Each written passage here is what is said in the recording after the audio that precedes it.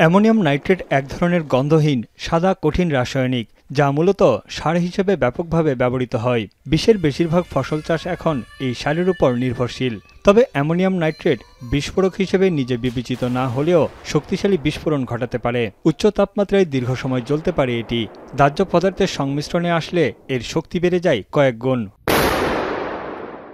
জ্বালানি তেলের সঙ্গে অ্যামোনিয়াম নাইট্রেট মিশ্রিত করে সাধারণত নির্মাণ বা খনি শিল্পে বিস্ফোরক হিসেবে ব্যবহার করা হয়। এটি সস্তা এবং বিস্ফোরক তৈরি অনেক সহজ বলে এর জনপ্রিয়তাও অনেক, যদিও সংরক্ষণ পদ্ধতি অনেক জটিল। দিল্লির ফরেনসিক বিভাগের প্রাথমিক তদন্তে জানা গেছে, সোমবার দিল্লির লালকেল্লায় গাড়ি বোমা বিস্ফোরণে অ্যামোনিয়াম নাইট্রেট ব্যবহার করা হয়েছিল। বিস্ফোরিত বোমাটিতে অনির্দিষ্ট পরিমাণ অ্যামোনিয়াম নাইট্রেট জ্বালানি তেল একটি ডিভাইসে ছিল। এটিকে সন্ত্রাসী হামলা হিসেবে বিবেচনা করেই তদন্ত শুরু করেছে ভারতের অ্যান্টি টেররিজম ইউনিট।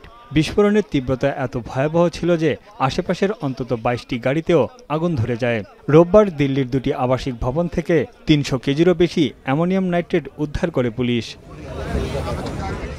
বিশ্বব্যাপী বেশ কয়েকটি সন্ত্রাসী হামলায় অ্যামোনিয়াম নাইট্রেট ব্যাপকভাবে ব্যবহৃত হয়, যার মধ্যে সবচেয়ে ভয়াবহ হামলা ছিল ১৯৯৫ সালে যুক্তরাষ্ট্রের ওকলাহোমাতে। সরকার বিরোধী চরমপন্থীদের এই হামলায় প্রাণ হারান অন্তত ১৬৮ জন। বিস্ফোরণে ধ্বংস ও ক্ষতিগ্রস্ত হয়েছে আশেপাশের ৩ শতাধিক ভবন। ১৯৭০ সালে উইসকনসিন মেডিসন বিশ্ববিদ্যালয়ের ক্যাম্পাসে এই পদার্থ ব্যবহার করে বোমা হামলা চালানো হয়। এছাড়া ২০২০ সালে লেবাননের রাজধানী বৈরুতে ৩,০০০ টন অ্যামোনিয়াম নাইট্রেটে আগুন লেগে যায়। এতে তীব্র বিস্ফোরণে প্রাণ হারায় ২ শতাধিক মানুষ, আহত হয় ৬,০০০-এর বেশি।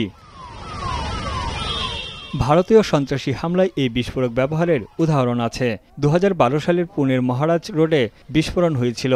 পরে সেখান থেকে উদ্ধার করা হয় অ্যামোনিয়াম নাইট্রেট মিশ্রিত ৬টি ডিভাইস।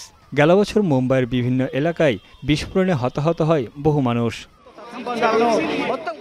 ২০১২ সালে প্রণীত ভারতীয় আইনে আছে, ওজন অনুসারে ৪৫% বেশি অ্যামোনিয়াম নাইট্রেটের সঙ্গে দাহ্য পদার্থ থাকলে তাকে বিস্ফোরক বলা হবে।